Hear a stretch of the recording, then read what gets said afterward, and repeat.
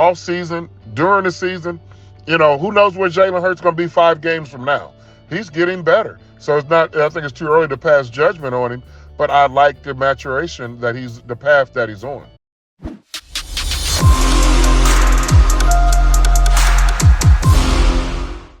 Okay, a big back and a guy who catches the ball out of the backfield.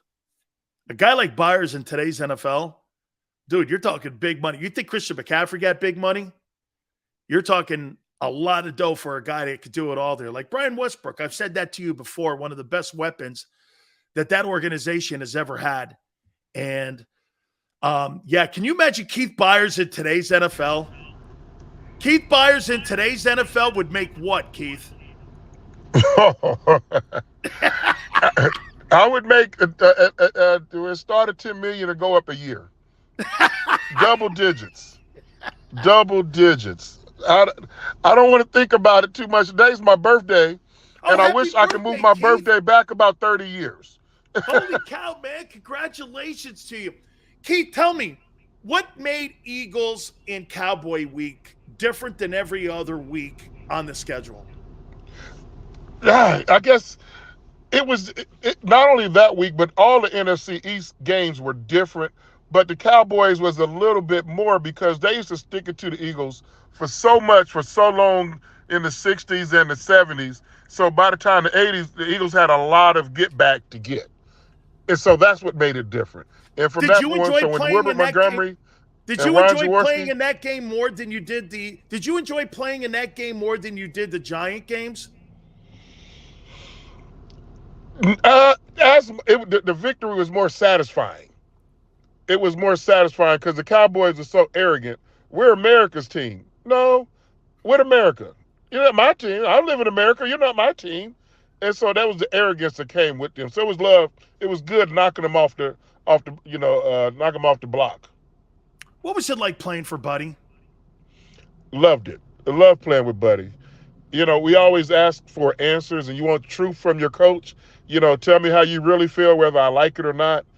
Most people say that, but they don't mean it. But so with Buddy Ryan, you had that kind of coach. He's always going to give you his truth. You may disagree with him, but he's going to tell you what it felt like from his perspective. So you never left his presence thinking, I wonder what coach really thinks about me. He would always tell you good, bad, or indifferent. Keith, is it fair that his type of personality was the personality of that great football team that you played on, that it gave you guys that identity of just complete toughness? And again, you guys didn't have enough in the O-line. We all know, and it's been documented, the owner didn't want to spend the money. But there always seemed to me to be an identity on that team that you guys just went out. No matter what the score was, you knew you were in an Eagle game. Yes. It's a personality that you develop. And, Buddy was the ringleader of that. You got to play with confidence. And from the first minute to the last minute, you play all you got, because you never know what play is going to be the difference in the ball game. And, he taught you to be a true professional. No matter what the score is, you play all out. You're going to die for a football, whether you're up 5 points or whether you're down 20 points. You're still the same effort, and taught you how to be a pro. And that was probably the biggest lesson that I learned from Buddy Ryan, is be truthful and honest with each other, but give all you got. Because he said, as coaches, we're going to give you all we got. And so it made me a better player, smarter player, wiser player. And I know if I could play for Buddy Ryan, I could play for any coach. Keith, let me take you to today's Eagles. How impressed have you been with their 5-0 start? Well, I always tell people it's hard to win in the NFL. This isn't college football. It's not high school. So anytime you win on Sundays, that you always just, that's another. Because no matter how you won, you just win and advance. Because that's why you don't hear teams talk about going undefeated like they do in college. So for the Eagles to get off to a 5-0 start, it wasn't pretty. And the only thing pretty about it is you won. I was at the Detroit game. They were up 17 points in the third quarter, and next thing you know, we're chewing up nails by the end of the fourth. Jacksonville started off kind of shaky in the rain, pick six. They recovered from that. Even Arizona, looked like overtime, and then it's wide right. They 5-0 just like that. that very easily could be 2-3 or 3-2. But hey, you're 5-0. Hey, that's another one you put in the box, and it's on the good side of ledger. And now they got the Cowboys coming out. Now they got a chance to get a 2-game lead this early in the season in your division. You got to have that victory this Sunday. How impressed have you been with Jalen Hurts' development? I always wait till 3 years into a career before I make a true evaluation on how good a guy can be or not be. Even if he has a great rookie year, what is he going to come back and do the next year and the next year after that? So 3 years, he's headed. It's been his third year at the end of the year.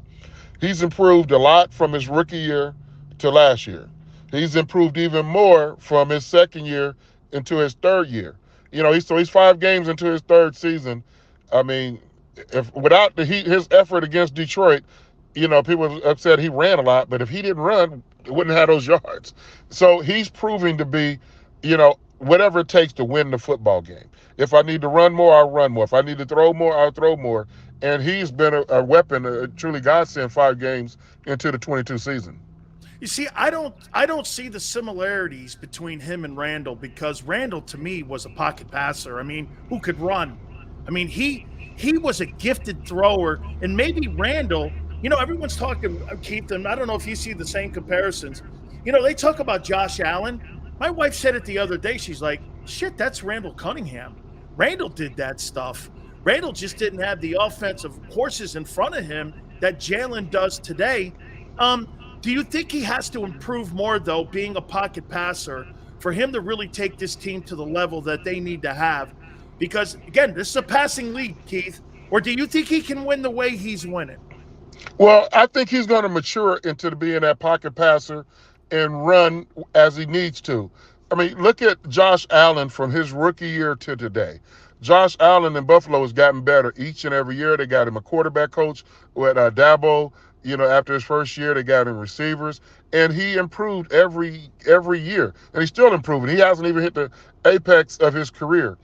Josh Allen has 2 years over Jalen Hurts. I think we got to give Jalen Hurts that same time to grow, and I've seen growth.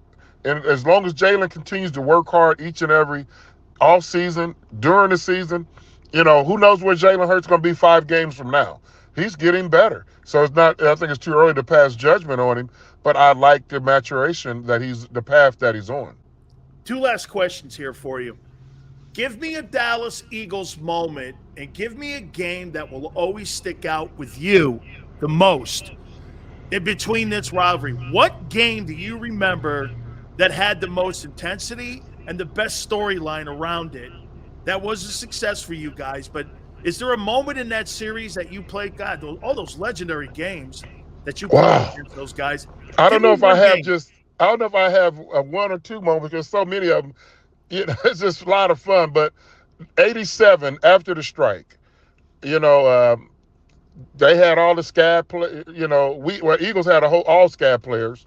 Guys that busted the union, and the Cowboys had very few. They was using, Randy White and Tony Dorsett and all those guys. They whipped up on the Eagles. I won't even say our scab players, because I have nothing to do with those guys.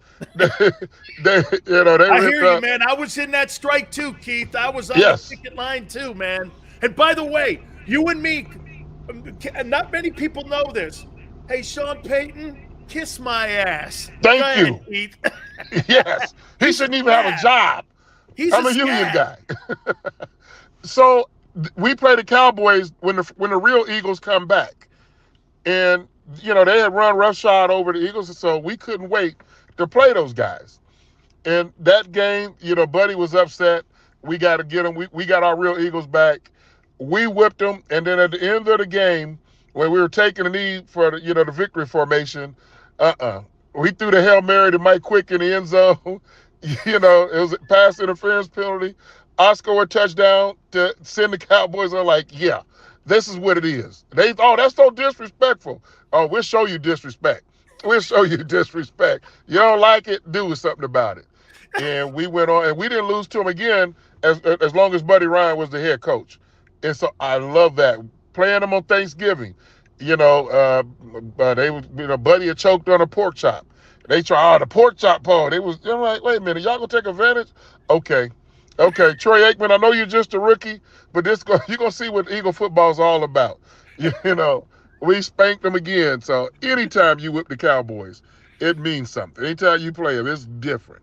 It's different. Finally here, what do you see on Sunday happening? Oh, man, I think Sunday's going to be a really good game. You know, can the Eagles block Micah Parsons, you know, get our receivers open and, you know, win that game? It almost reminds me of the Eagles Giants when I played. It was, can our offense score on their defense? I know our defense is going to slow down the Giants' offense. You know, we're going to win that. So can the Eagles score on the Cowboys enough? Because the Eagles' defense is going to do enough to shut down the Cowboys' offense. So as long as they shut down the running game, may Cooper Rush have to beat them, can the Eagles' offense score enough on Dallas? And I believe they can. So I have the Eagles winning, you know, on Sunday in a close game, less than a touchdown. Absolutely. Hey, Keith, I got to sneak one more in on you here, man. You mentioned Micah Parsons. Please tell people out there that is not Lawrence Taylor. That is not Lawrence Taylor. It is not Lawrence Taylor. It is not Lawrence Taylor. I love Micah Parsons, but let him be Micah Parsons, because Lawrence Taylor is in a whole nother category, and it ain't there. And I'm not limiting Micah Parsons' career. If he ever gets to LT status, okay, we will say it. But right now, he's Micah Parsons, not LT. But no announcers, they like the, you know, hyperbole and all that. No, for me. I only have two players in all of football that I would say are a GOAT, the greatest of all time. It's only two positions, and neither one of them on offense or on defense. Outside linebacker, Lawrence Taylor. Defensive end, Reggie White. That's it. Every other position in football is debatable. Man, I appreciate you saying that, because I'm with you. Back then, watching those old VCRs, you just went like this. This guy's in a different speed, man. I mean, and guess what, too, Keith? He dominated from the first time he stepped on the field. Yes. He didn't grow into anything. Like, they're talking about Parsons getting better and better. Lawrence Taylor, I think he was the Defensive Rookie of the Year and the Defensive Player of the Year in his rookie year. Yes. I'll tell Lawrence Taylor, there was 2 Saturday nights a year I didn't sleep very well. I slept good a whole bunch all the other Saturday nights of the year, but it was 2 Saturday nights of the year I didn't have a good night's sleep because I knew what was going to happen the next day. I had to be totally ready. Absolutely. Keith, I appreciate it so much. Dan, thank you for having me on. I appreciate it. Anytime. Oh, my God, man. You're such a legend for doing this, and thank you so much, man. I really appreciate it. God, I love Keith Byars.